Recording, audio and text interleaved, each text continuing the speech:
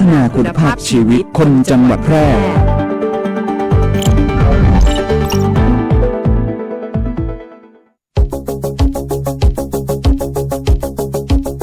ข่าวสารฉับไวใกล้ตัวบริการทันใจร่วมแรงร่วมใจงานบ้านงานบุญประกวดราคาโปร่งใส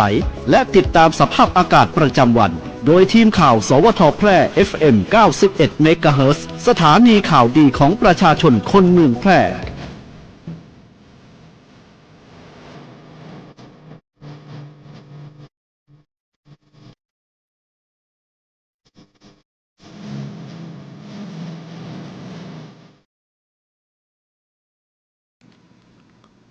สวัสดีครับสถานีวิทยุกระจายเสียงแห่งประเทศไทยจังหวัดแพร่เสนอข่าวท้องถิ่นประจำวันพุธที่ 7 มกราคม พุทธศักราช 2569 โดยมีหัวข้อข่าวดังนี้ผู้ว่าราชการจังหวัดแพร่มอบรางวัลผู้โชคดีสลากกาชาติการกุศลประจำปี 2568 ย้ำรายได้จากสลากช่วยเหลือสังคมสำนักงานจัดหางานจังหวัดแพร่เชิญชวนนักเรียนนักศึกษาเข้าร่วมโครงการ3 ม.มีงานมีเงินมีวุฒิการศึกษาเพิ่มผู้สนใจสามารถสมัครได้ตั้งแต่วันนี้จนถึงวันที่ 9 มกราคม 2569 กกต.แพร่เตรียมจัดงานนัดรวมพลังบิ๊กเดย์ในวันพรุ่งนี้ 8 มกราคม 69 รณรงค์โค้งสุดท้ายเลือกตั้งอบต. 45 แห่งชวนเชิญประชาชนออกไปใช้สิทธิ์พร้อมกันวันที่ 11 มกราคม 2569 การประปาส่วนภูมิภาคมอบของขวัญปีใหม่ 2569 ลดค่าติดตั้งประปา 15% พร้อมบริการน้ำดื่มฟรีเพื่อลดภาระค่าใช้จ่ายให้ประชาชนเรือนจำจังหวัดแพร่จัดโครงการเยี่ยมญาติใกล้ชิดราชทัณฑ์ร่วมใจมอบของขวัญปีใหม่ให้ประชาชน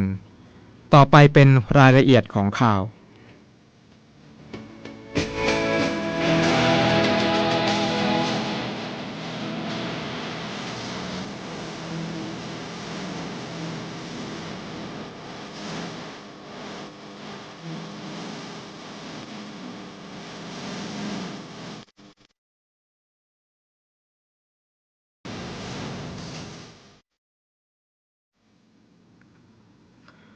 ผู้ว่าราชการจังหวัดแพร่มอบรางวัลผู้โชคดีสลากกาชาติการกุศลประจำปี 2568 ย้ำรายได้จากสลากช่วยเหลือสังคมวันที่ 7 มกราคม 2569 ที่บริเวณขวงวัฒนธรรมเมืองแพร่อำเภอเมืองแพร่นายสมชัยเลิศประสิทธิพันธ์ผู้ว่าราชการจังหวัดแพร่พร้อมด้วยนางสาวธิติมาสุภาพันธ์นายกเหล่ากาชาติจังหวัดแพร่หัวหน้าส่วนราชการร่วมแสดงความยินดีและมอบรางวัลแก่ผู้โชคดีจากสลากกาชาติการกุศลจังหวัดแพร่ประจำปี 2568 สำหรับรางวัลที่ 1 เป็นรถยนต์กระบะ 4 ประตู Toyota Hilux Revo Z Edition Double Cab เกียร์ธรรมดาสีขาวจำนวน 1 รางวัลผู้ถูกรางวัลได้แก่นางพันนีเขื่อนเพชรผู้ใหญ่บ้านหมู่ที่ 10 ตำบลเวียงทองอำเภอสูงเม่นจังหวัดแพร่หมายเลขสลากที่ถูกรางวัล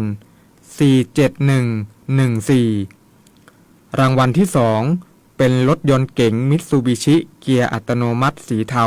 จำนวน 1 รางวัลและรางวัลที่ 3 รถจักรยานยนต์ Honda Wave จำนวน 10 รางวัลในโอกาสนี้ผู้ว่าราชการจังหวัดแพร่ได้กล่าวขอบคุณหน่วยงานราชการภาคเอกชนองค์กรปกครองส่วนท้องถิ่น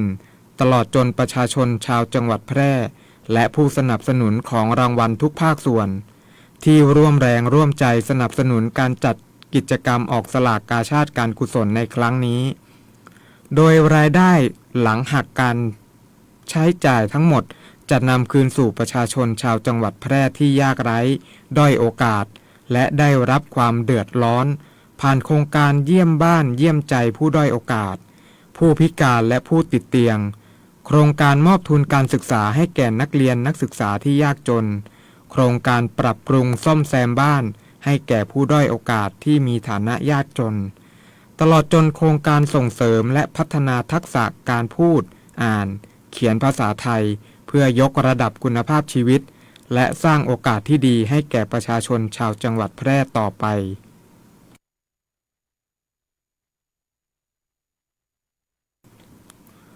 สำนักงานจัดหางานจังหวัดแพร่เชิญชวนนักเรียนนักศึกษาเข้าร่วมโครงการ3 ม.มีงานมีเงินมีวุฒิการศึกษาเพิ่มผู้สนใจสามารถสมัครได้ภายในวันที่ 9 มกราคม 2569 สำนักงานจัดหางานจังหวัดแพร่ขอเชิญชวนนักเรียนนักศึกษาและเยาวชนที่จบการศึกษาระดับชั้นมัธยมศึกษาปีที่ 6 หรือประกาศนียบัตรวิชาชีพหรือเทียบเท่าเข้าร่วมโครงการ3 ม.มีงานมีเงินมีวุฒิการศึกษาเพิ่มซึ่งเป็นความร่วมมือระหว่างกรมการจัดหางานบริษัทชั้นนำและวิทยาลัย e-tech เพื่อพัฒนาแรงงานทักษะและเปิดโอกาสให้เยาวชนได้มีงานทำควบคู่กับการศึกษาในระดับประกาศนียบัตรวิชาชีพชั้นสูงโครงการดังกล่าวเปิดรับผู้สมัครอายุไม่เกิน 25 ปีเริ่มทำงานจริงในภาคบริการและภาคอุตสาหกรรมร่วมกับบริษัทชั้นนำในพื้นที่กรุงเทพมหานครและปริมณฑลรวมถึงจังหวัดสมุทรปราการระยองและฉะเชิงเทราโดยผู้เข้าร่วมโครงการจะได้รับรายได้ระหว่าง 11,000 บาทถึง 17,000 บาทต่อเดือนพร้อมสวัสดิการต่างๆและมีโอกาสพัฒนาศักยภาพวิชาชีพอย่างต่อเนื่องผู้สนใจสามารถสมัครได้ถึงวันที่ 9 มกราคม 2569 ที่สำนักงานจัดหางานจังหวัดแพร่อาคาร 2 สารกลางจังหวัดแพร่โดยไม่เสียค่าใช้จ่ายใดๆในการสมัครผู้สนใจสามารถสอบถามรายละเอียดเพิ่มเติมได้ที่สำนักงานจัดหางานจังหวัดแพร่โทรศัพท์ 054-511-721 กกต.แพร่เตรียมจัดงานนัดรวมพลังบิ๊กเดย์ในวันพรุ่งนี้ 8 มกราคม 2569 รณรงค์โค้งสุดท้ายเลือกตั้งอบต.เชิญชวนประชาชนออกไปใช้สิทธิ์พร้อมกันในวันที่ 11 มกราคม 2569 สำนักงานคณะกรรมการการเลือกตั้งประจำจังหวัดแพร่เตรียมจัดงานกิจกรรมรณรงค์ครั้งใหญ่บิ๊กเดย์ในช่วงโค้งสุดท้ายก่อนการเลือกตั้งอบต.วันที่ 8 มกราคม 2569 เพื่อกระตุ้นให้ประชาชนตระหนักถึงหน้าที่และออกมาใช้สิทธิ์เลือกตั้งพร้อมกันที่เวทีกาด3 วัยนายชนวิทย์พิมพิลาผู้อำนวยการเลือกตั้งประจำจังหวัดแพร่เปิดเผยว่าสำนักงานคณะกรรมการการเลือกตั้งประจำจังหวัดแพร่หรือกกต.แพร่กำหนดจัดกิจกรรมรณรงค์โค้งสุดท้ายเลือกตั้งอบต.บิ๊กเดย์จัดขึ้นในวันพฤหัสบดีที่ 8 มกราคม 2569 โดยกิจกรรมจะเริ่มตั้งแต่เวลา 8 นาฬิกาเป็นต้นไปณบริเวณเวทีกาด3 วัยสำนักงานเทศบาลเมืองแพร่อำเภอเมืองแพร่จังหวัดแพร่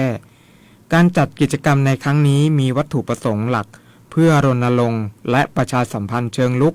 กระตุ้นให้ผู้มีสิทธิ์เลือกตั้งในพื้นที่จังหวัดแพร่เห็นความสำคัญการเลือกตั้งท้องถิ่นและออกมาใช้สิทธิ์เลือกตั้งนายกและสมาชิกสภาองค์การบริหารส่วนตำบลทั้ง 45 แห่ง 8 อำเภอในจังหวัดแพร่อย่างพร้อมเพรียงกันในวันอาทิตย์ที่ 11 มกราคม 2569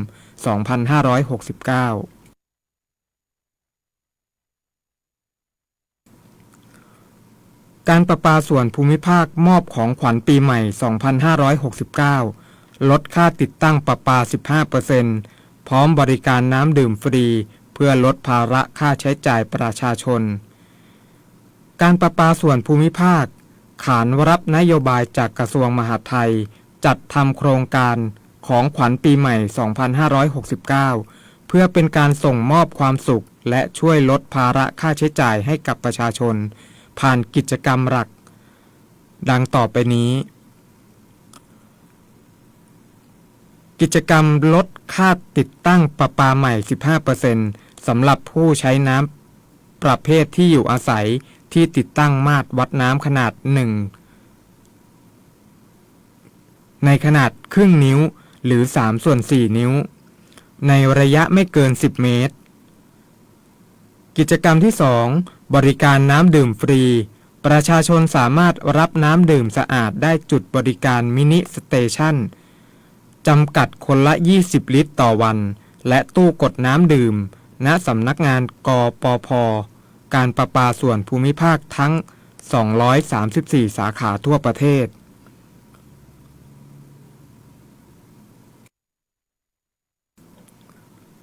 เรือนจำจังหวัดแพร่จัดโครงการเยี่ยมญาติใกล้ชิดราชทัณฑ์ร่วมใจ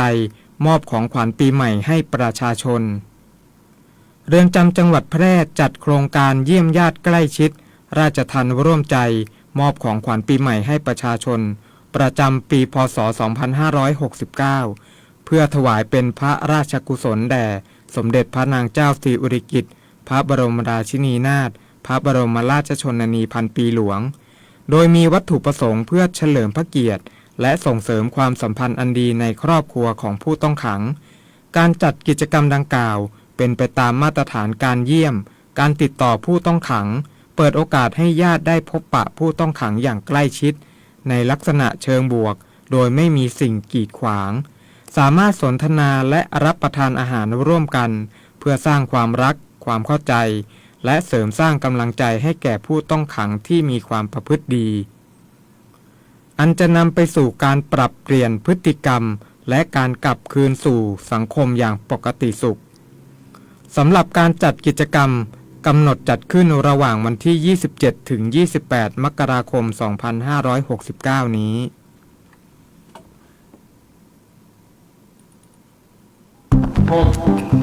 ผมคิดว่าลองเสพแล้วมันจะไม่เป็นอะไร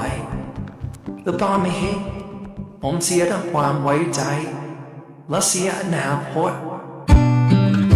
ชีวิตอาจพลาดแต่ไม่ควรถูกทิ้งผู้ติดยาเสพติดสามารถเข้ารับการบำบัดรักษาและฟื้นฟูในสถานพยาบาลของรัฐเพื่อเริ่มต้นชีวิตใหม่ได้อีกครั้งพลาดได้รักษาได้ชีวิตไปต่อด้วยความปรารถนาดีจากสำนักงานประชาสัมพันธ์ที่ 3 กรมประชาสัมพันธ์กฎหมายง่ายจังแค่ฟังก็เข้าใจโดยสำนักงานกิจการยุติธรรม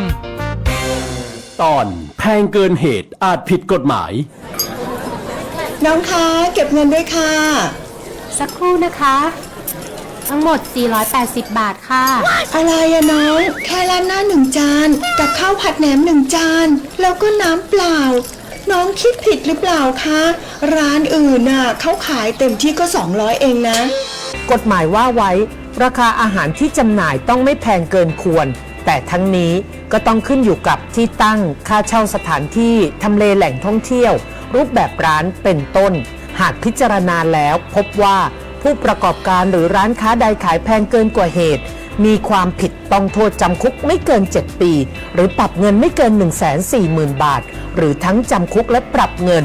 ประชาชนสามารถแจ้งได้ที่สายด่วนกรมการค้าภายใน1569ได้นะคะงั้นเดี๋ยวพี่ขอแจ้งกรมการค้าภายในให้ช่วยตรวจสอบบิลก็แล้วกันนะจ๊ะคุณพี่คะพอดีคุณพี่สั่งราดหน้ากุ้งมังกรนะคะเลยแพงอ๋อพี่ลืมไปอะจ่าแห่โทษทีนะหากสงสัยเรื่องกฎหมายหรือได้รับความไม่เป็นธรรมติดต่อสำนักงานยุติธรรมจังหวัดทั่วประเทศหรือโทรสายด่วนยุติธรรม1111กด77นะ จะบอกให้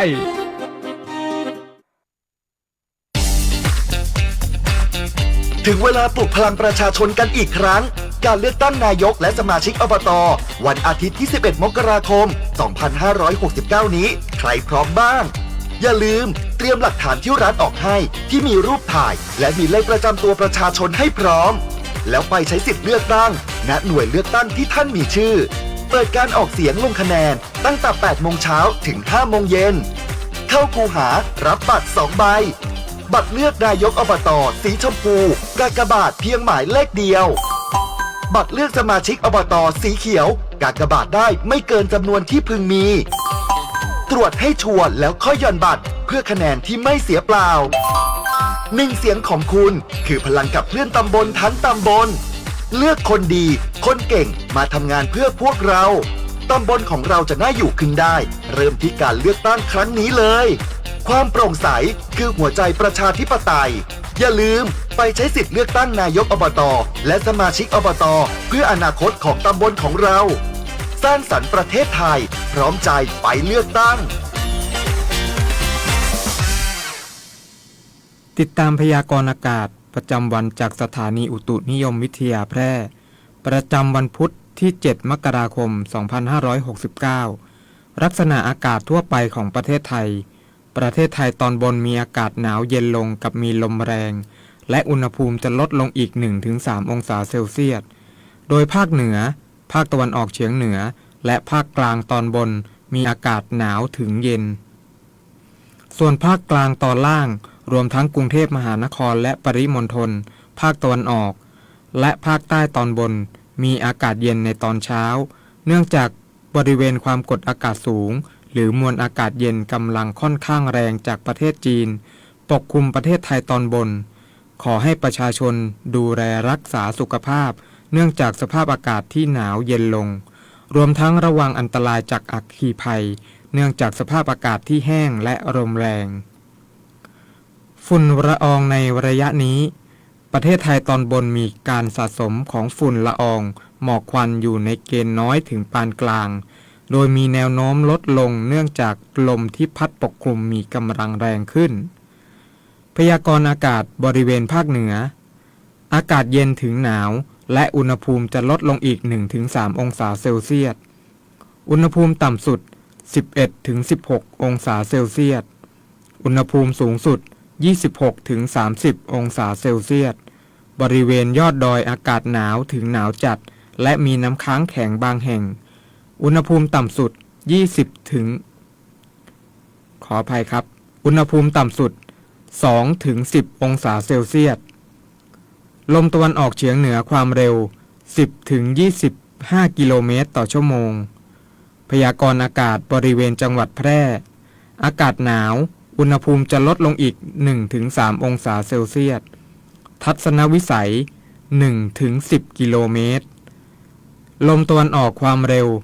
10-20 กิโลเมตรต่อชั่วโมงอุณหภูมิสูงสุดที่สถานีอุตุนิยมวิทยาแพร่เมื่อวานนี้วัดได้ 29.9 องศาเซลเซียสอุณหภูมิต่ำสุดที่สถานีอุตุนิยมวิทยาแพร่เมื่อเช้านี้วัดได้ 13.5 องศาเซลเซียสคาดว่าอุณหภูมิสูงสุดบ่ายวันนี้ประมาณ 29 องศาเซลเซียสคาดว่าอุณหภูมิต่ำสุดเช้าพรุ่งนี้ประมาณ 13 องศาเซลเซียสบริเวณยอดดอยอากาศหนาวถึงหนาวจัดอุณหภูมิต่ำสุด 7 องศาเซลเซียสวันนี้ดวงอาทิตย์ตกเวลา 17:58 นาทีวันพรุ่งนี้ดวงอาทิตย์ขึ้นเวลา 6:53 นาทีจบการเสนอข่าวท้องถิ่นพระสถิตอยู่ในใจตราบนิรันดร์น้อมสำนึกในพระมหากรุณาธิคุณเป็นล้นพ้นอันหาที่สุดมิได้ข้าพระพุทธเจ้าข้าราชการและเจ้าหน้าที่สถานีวิทยุกระจายเสียงแห่งประเทศไทยจังหวัดแพร่พรชัยเอี่ยมนุ้ยอ่าน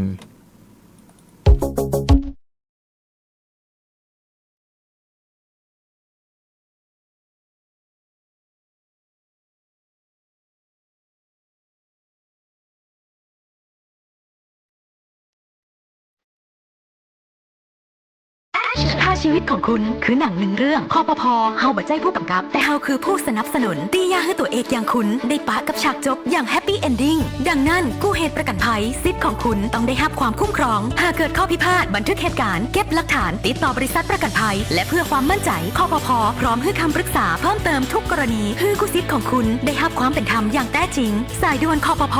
1186 Line Official @OIC Connect คปภ.คุ้มครองผู้ทำประกันภัยคุ้มครองคุณหากคุณมีปัญหาสายตาอยากได้แว่นสักอันหนึ่ง